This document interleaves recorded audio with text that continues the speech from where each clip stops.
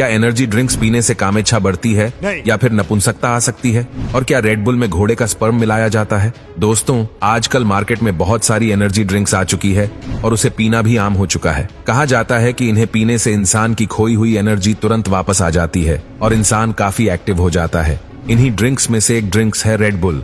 लेकिन क्या आप जानते हैं कि इस रेड बुल को कैसे तैयार किया जाता है? इसे पीने से हमारे शरीर पे क्या असर पड़ता है? क्या सच में रेड बुल में इस घोड़े का स्पर्म मिलाया जाता है? अगर हाँ, तो कितने क्वांटिटी में मिलाया जाता है? या फिर रेड बुल का इतिहास क्या है? दोस्तों, आज के इस वीडियो में हम आपको रेड बुल के बारे में हर एक बात बताने जा रहे हैं।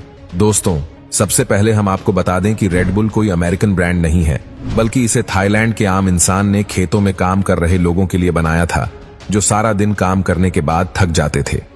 थाईलैंड के लोग इस ड्रिंक का बहुत ज्यादा इस्तेमाल करने लगे थे, लेकिन जब 1986 में ऑस्ट्रिया का एक वैज्ञानिक काम के सिलसिले में थाईलैंड गया, काम करते करते वैज्ञानिक के सर में दर्द होने लगा, लेकिन उस दौरान उसे कोई दवा नहीं मिली। तभी एक शख्स वैज्ञानिक के पास आता है और उससे कहता है कि ये रेड बुल नाम की दवा पियो, इससे तुम्हारा सर दर्द भी ठीक हो जाएगा और तुम्हें एनर्जी भी मिलेगी। वैज्ञानिक ने बिल्कुल वैसे ही किया जैसा कि उसे कहा गया था और जल्द ही उसका सर दर्द बिल्कुल ठीक हो गया। वैज्ञानिक इस ड्रिंक का दीवाना हो गया और इसे बनाने वाले शख्स के पास पहुंच गया। वैज्ञानिक ने रेड बुल बनाने वाले से कहा कि हमें इसे यूरोपियन देशों में भी बेचना चाहिए, लेकिन वो शख्स एक सादा आदमी था।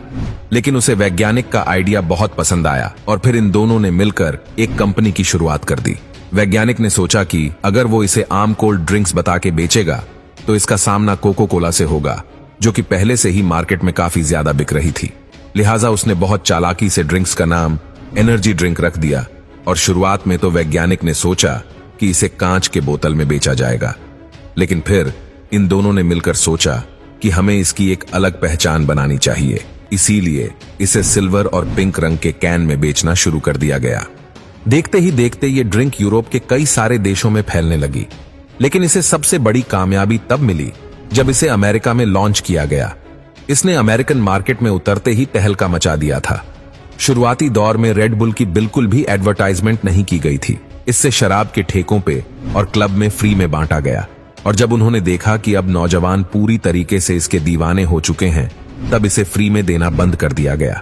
लेकिन रेड बुल के इतिहास में एक ऐसा वक्त भी आया जब इसके ऊपर पाबंदी लगा दी गई थी, और इस पे बैन लगाने वाला एक जर्मन व्यक्ति था, क्योंकि वहां किए गए एक रिसर्च में इसके अंदर 0.4% कोकीन पाया गया था, जिससे पता चलता है कि ये कोई एनर्जी ड्रिंक नहीं है, बल्कि ये एक ऐसा ड्रिंक है जिसे पी के लोग इसे पीने के आदी हो रहे हैं और लोगों को इसकी लत लगती जा रही है। कोर्ट में ये केस 2 सालों तक चलता रहा, लेकिन 2 साल के बाद इस केस को बंद कर दिया गया, या फिर यूं बोले कि रेड बुल ने इस केस को जीत लिया। चलिए दोस्तों, अब हम आपको बताते हैं कि इसे केवल एक बार पीने से आपके शरीर में क्या फर्क आता है, जिसे सुनकर आप अपने दांतों तले उंगलियां दबा लेंगे। एक रिसर्च का कहना है कि इसे पीते ही शरीर का ब्लड प्रेशर बहुत हाई हो जाता है, जिससे हार्ट अटैक होने का खतरा बहुत ज्यादा बढ़ जाता है। वहीं कंपनी का यह कहना है कि रेड बुल पीना केवल वैसे ही होता है जैसे कि कॉफी पिया जाता है, क्योंकि रेड बुल में कैफीन की उतनी ही तादाद मौजूद है जितनी की कॉफी में होती है। लेकिन कभी कंपनी ने यह नहीं बताया कि रेड बुल में पाए जाने वाली और भी चीजें इंसान के शरीर पर कितना असर करती है। यही कारण है कि नॉर्वे और डेनमार्क जैसे देशों ने इस पे बैन लगा दिया है।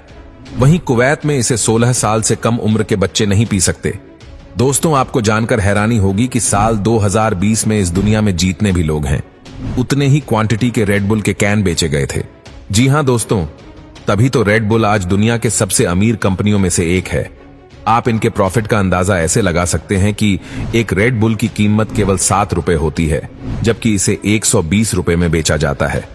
चलिए, अब हम आपको बताते हैं कि रेड बुल कैसे बनाया जाता है। इसे बनाने के लिए सबसे पहले एक कंटेनर में पानी भरा जाता है और इस बड़े से कंटेनर में टोरीन ऐड किया जाता है। इसके साथ ही इसमें कैफीन, सोडियम सेटलेट, साथ ही और भी कई सारे कंपाउंड डाले जाते हैं। इन्हीं कंपाउंड की वजह से ये हमारे शरीर में एनर्जी बनाते हैं। रेड बुल के बारे में एक फैक्ट ये भी है कि हर देश में रेड बुल अलग अलग तरीके से बनाया जाता है। अब फाइनली एक अच्छे से मिक्सचर के बाद एक लिक्विड तैयार हो जाता है। अब बारी आती है इसके जांच की। इस लिक्विड की अच्छी तरीके से जांच की जाती है और जब ये जांच में पास हो जाता है तो इसकी पैकिंग की जाती है। चलिए दोस्तों, अब हम आपको बताते हैं कि क्या रेड बुल में सच में घोड़े का स्पर्म मिलाया जाता है या फिर नहीं। दरअसल रेड बुल में इस स्पर्म वाली बात तब लोगों में सबसे ज्यादा फैली जब लोगों को पता चला कि इसके अंदर टोरिन डाला जाता है। अब लोगों को टोरिन से प्रॉब्लम इसलिए हुई क्योंकि ये पहले के समय घोड़े के स्पर्म से निकाला जाता था।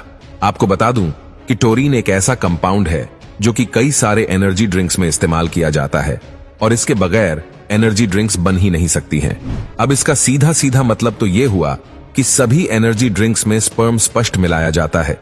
लेकिन आपको बता दें कि ऐसा बिल्कुल भी नहीं है, क्योंकि आज के दौर में टोरिन इंसान के शरीर से या फिर इस स्पर्म से नहीं निकाला जाता, बल्कि इसे वैज्ञानिक बनाते हैं और बनाए गए टोरिन का इस्तेमाल इन ड्रिंक्स में किया जाता है। तो दोस्तों, आपने कभी रेड बुल पिया है? अगर पिया है तो आपको क्या सही में एनर्जी मिली या नहीं, नीचे कमेंट करके जरूर बताइएगा।